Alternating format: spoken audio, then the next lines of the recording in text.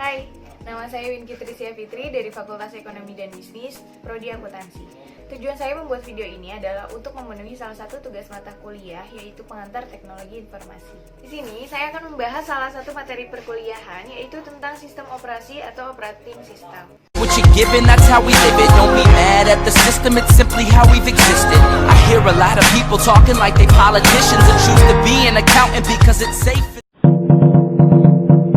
Apa sih itu sistem operasi? Nah, sistem operasi adalah seperangkat program yang mengelola sumber daya perangkat keras komputer atau hardware dan menyediakan layanan umum untuk aplikasi perangkat lunak. Sistem operasi juga itu adalah jenis yang paling penting dari perangkat lunak sistem dalam sistem komputer. Tanpa sistem operasi, pengguna tidak dapat menjalankan program aplikasi pada komputer mereka kecuali program aplikasi built-in. Sistem operasi mempunyai penjadwalan yang sistematis mencakup perhitungan penggunaan memori, pemrosesan data, penyimpanan data, dan sumber lainnya. Sekarang kita akan membahas fungsi operating system atau sistem operasi. Yang pertama itu ada sistem operasi membuat komputer menjadi lebih mudah dan menarik, serta nyaman untuk digunakan. Nah, yang kedua, sistem operasi memungkinkan sumber daya komputer yang digunakan secara efisien. Yang ketiga, sistem operasi yang disusun atau diprogram sedemikian rupa memungkinkan menerima perubahan atau pengembangan baru yang efektif dan efisien. Dapat melakukan pengujian sistem tanpa mengganggu layanan yang telah ada. Yang keempat, fungsi-fungsi ini termasuk memulai dan mematikan komputer dan perangkat seluler, menyediakan antarmuka pengguna, mengelola program, mengelola memori, mengkonfirmasi perangkat, memantau kinerja, membangun koneksi internet, memperbarui perangkat lunak sistem operasi, menyediakan alat manajemen file dan disk, serta mengendalikan jaringan dan mengelola keamanan. Nah, apa sih itu tugas sistem operasi? Nah, sistem operasi itu bertugas mengelola seluruh perangkat lunak dan perangkat keras pada komputer. Pada sewaktu-waktu, jika kalian menjalankan beberapa perangkat lunak sekaligus di komputer kalian, dan dengan demikian beberapa perangkat lunak tersebut memerlukan akses ke CPU, memori, dan media penyimpanan. Sistem operasi mengatur proses-proses tersebut untuk memastikan setiap perangkat lunak berjalan dengan normal. Nah, selanjutnya kita akan membahas tentang beberapa bagian dari sistem operasi. Ada berapa bagian sih sistem operasi itu? Nah, yang pertama ada mekanisme boot, yaitu untuk meletakkan kernel ke dalam memori. Nah, yang kedua ada kernel, yaitu inti dari sebuah sistem operasi. Yang ketiga ada command interpreter atau shell yang bertugas membaca input dari pengguna. Nah, yang keempat ada pustaka-pustaka, yaitu yang menyediakan kumpulan fungsi dasar dan standar yang dapat dipanggil oleh aplikasi lain. Yang kelima ada driver untuk berinteraksi dengan hardware eksternal sekaligus untuk mengontrolnya. Nah, selanjutnya kita akan membahas tentang tipe sistem operasi. Tipe sistem operasi dibagi menjadi 3 karakteristik. Yang pertama itu ada desktop. Desktop kadang-kadang disebut juga dengan sistem operasi yang berdiri sendiri. Kenapa sih kok disebut berdiri sendiri? Iya, karena sistem operasi yang lengkap yang bekerja pada desktop, laptop, dan beberapa tablet. Nah, contoh yang pertama adalah Windows. Apa sih itu Windows? Nah, sistem operasi yang dikembangkan oleh Microsoft dengan menggunakan antarmuka pengguna grafis. Sistem operasi Windows telah berevolusi dari MS-DOS, sebuah sistem operasi yang berbasis modus teks dan command line. Nah, yang kedua ada OS X, sistem operasi dengan antarmuka grafis yang dikembangkan dan didistribusikan oleh Apple Inc. Sistem operasi ini disediakan untuk komputer Macintosh. Sistem operasi ini pertama kali dikeluarkan pada tahun 2011 dan populer di kalangan pengguna. Nah, contoh yang ketiga adalah Unix, sistem operasi proprietary atau perangkat lunak yang dimiliki secara eksklusif oleh pihak tertentu yang dikembangkan oleh Pusat Penelitian Bell Labs pada tahun 1970 oleh Ken Thompson, Dennis Ritchie, dan sejumlah pengembang lainnya. Nah, karena Unix adalah perangkat lunak proprietary, Unix tidak tersedia secara gratis, juga tidak open source. Oleh karena itu, untuk mengembangkan Unix harus mendapat izin atau lisensi dari Bell Labs. Contoh yang selanjutnya adalah Linux. Pasti nggak asing dong dengar namanya. Nah, Linux itu adalah nama yang diberikan kepada kumpulan sistem operasi mirip Unix yang menggunakan kernel Linux sebagai kernelnya. Linux merupakan proyek perangkat lunak bebas dan sumber terbuka terbesar di dunia. Nah, contoh yang terakhir adalah Chrome OS. Apa sih itu Chrome OS? Chrome OS adalah sistem operasi sumber terbuka yang dirancang oleh Google Inc. untuk bekerja secara eksklusif dengan aplikasi web. Chrome OS diumumkan pada tanggal 7 Juli 2009, dan versi stabilnya akan diluncurkan umum pada paruh kedua, yaitu tahun 2010. Nah, karakteristik yang kedua itu adalah server. Apa sih itu server? Nah, sistem operasi server adalah sistem operasi multipengguna yang mengatur dan mengordinasikan bagaimana banyak pengguna mengakses dan berbagai sumber daya di jaringan. Komputer klien pada jaringan bergantung pada server untuk mengakses sumber daya. Hey.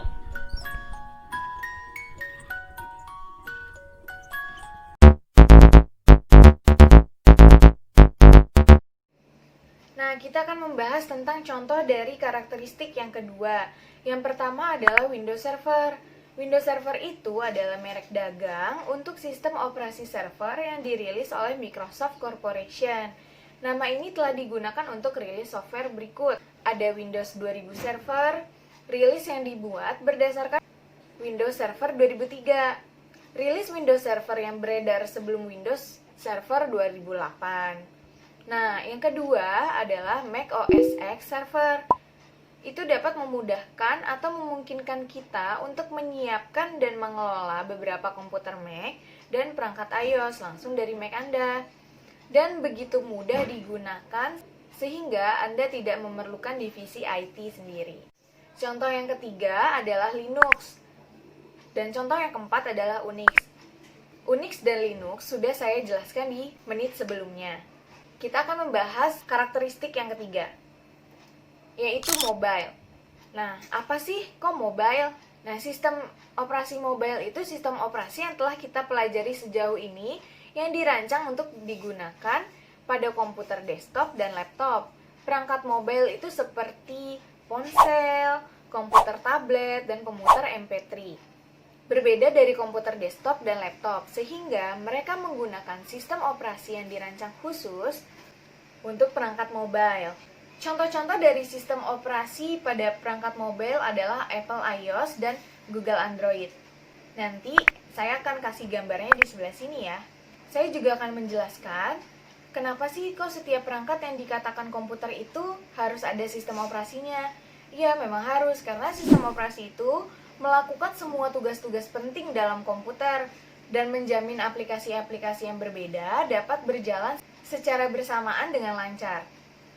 Sistem operasi menjamin aplikasi lainnya dapat menggunakan memori, melakukan input dan output terhadap peralatan lain, dan memiliki akses kepada sistem berkas. Sistem operasi bisa dikatakan merupakan program yang menghubungkan semua komponen sistem komputer tersebut. Sistem operasi dapat diibaratkan menjadi sebuah jembatan yang menghubungkan antara brainware dan software aplikasi, dan hardware yang beraneka ragam bermacam-macam jenis dan mereknya, agar dapat saling berkomunikasi.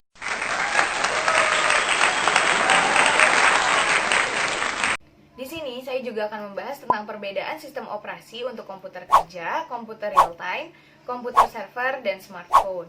Nah, sistem operasi untuk komputer kerja biasanya itu disebut dengan sistem operasi desktop. Seperti yang sudah saya jelaskan sebelumnya, kadang-kadang disebut dengan sistem operasi yang berdiri sendiri.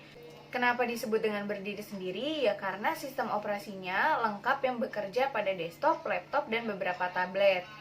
Sedangkan sistem operasi real time adalah sebuah sistem operasi multitasking yang ditujukan untuk menjalankan aplikasi real time. Sistem operasi real time biasanya menspesialisasikan pada algoritma scheduling atau penjadwalan, sehingga mereka dapat mencapai perilaku yang deterministik. Tujuan utama sebuah sistem operasi real time adalah respons yang cepat dan dapat diprediksi untuk berbagai kejadian. Sistem operasi ini dirancang berdasarkan event driven atau time sharing atau keduanya. Sebuah sistem event driven melakukan switching antar task berdasarkan prioritas atau kejadian atau event dari luar, sementara sistem operasi time sharing melakukan switching antara task berbasis pada interupsi clock. Kalau sistem operasi server adalah sistem operasi multipengguna yang mengatur dan mengordinasi bagaimana banyak pengguna mengakses dan berbagi sumber daya di jaringan. Komputer klien pada jaringan bergantung pada server untuk mengakses sumber daya. Oleh karena itu, untuk dapat menjalankan sistem ini dengan baik, dibutuhkan juga sistem operasi khusus yang memang didesain untuk melakukan tugas-tugas pengelolaan jaringan server. Contohnya ada Windows, Server, Linux, dan Unix. Yang terakhir, sistem operasi smartphone atau mobile. Maksudnya itu dia menghubungkan hardware atau perangkat keras dengan user atau pengguna. Selain itu, sistem operasi mobile juga mengatur sehingga suatu aplikasi yang terinstal bisa berjalan dengan baik. Salah satu contohnya adalah Android. Android memiliki berbagai macam versi yang dimulai dari tahun 2007. Uniknya, mereka menamakan versi-versinya menggunakan nama-nama makanan. Contohnya ada Windows Phone, Google Android. Google Android itu ada Cupcake, Nougat, Pie, Oreo, dan terbaru ialah Android N dan Apple iOS. Hai.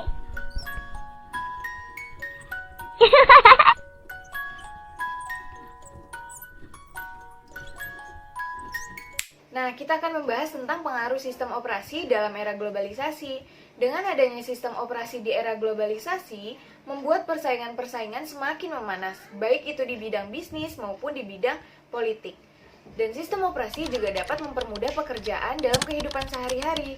Pengaruh perkembangan peradaban pada manusia didasari atau dipengaruhi oleh perkembangan teknologi. Dengan kata lain, perkembangan saat ini yang mendorong kemajuan peradaban kehidupan manusia pada era globalisasi saat ini. Sistem operasi mendukung kemajuan di berbagai bidang seperti ekonomi, kedokteran, dan lain-lain. Peran informasi menjadi sumber yang sangat berharga bagi para perusahaan dan manajer untuk mengelola sumber daya dalam perusahaan. Sistem informasi harus dikelola secara cepat dan tepat. Kenapa? Karena pihak manajemen mungkin tidak mengabaikan sistem informasi, karena sistem informasi memainkan peran kritikal dalam sebuah organisasi. Peran sistem operasi manajemen di era globalisasi ini cukup ambil adil dalam organisasi. Akibat dari era globalisasi dalam sebuah organisasi manajemen dituntut untuk bisa merancang dengan kreativitas dan inovasi perubahan yang lebih baik lagi.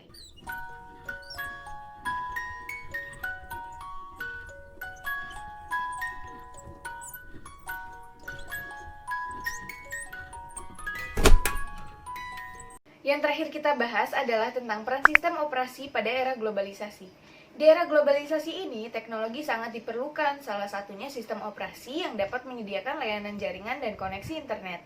Dalam pendidikan, internet itu dapat memudahkan para mahasiswa dan mahasiswi dalam mengerjakan tugas dan mencari pengetahuan. Internet juga dapat membantu untuk menyelesaikan tugas atau suatu pekerjaan, untuk mencari dan menambah wawasan, menambah ilmu pengetahuan. Dan internet juga dapat sebagai petunjuk arah jalan saat kita tersesat. Dengan alat atau aplikasi menggunakan GPS, petunjuk di mana kita berada. Selain itu, juga berfungsi atau berperan dalam menjaga kerusakan pada sistem komputer, baik dari sebuah program perusak atau yang bersumber dari media penyimpanan lain, sebagai contohnya virus. Dalam penggunaan sebuah aplikasi atau sebuah software, sistem operasi menjadi sumber masukan atau sumber daya yang paling berharga, apalagi di era globalisasi seperti saat ini. Kemajuan teknologi digital saat ini yang dipadu dengan alat telekomunikasi dapat membawa komputer memasuki masa revolusinya. Di awal tahun 1970, teknologi PC atau personal komputer mulai diperkenalkan sebagai alternatif pengganti komputer pada zaman dahulu yang disebut dengan mini komputer. Sekarang ini komputer dapat dimanfaatkan kecanggihannya, seperti untuk membuat database, processing, maupun spreadsheet. Perusahaan yang sering memanfaatkan teknologi komputer lebih efisien dan lebih efektif dibandingkan perusahaan yang prosesnya masih dikelola secara manual. Sekian presentasi video mengenai operasi sistem dari saya. Kurang lebihnya mohon dimaafkan. Semoga bermanfaat untuk kalian yang menonton dan bermanfaat juga untuk saya. Bermanfaat juga untuk kita semuanya.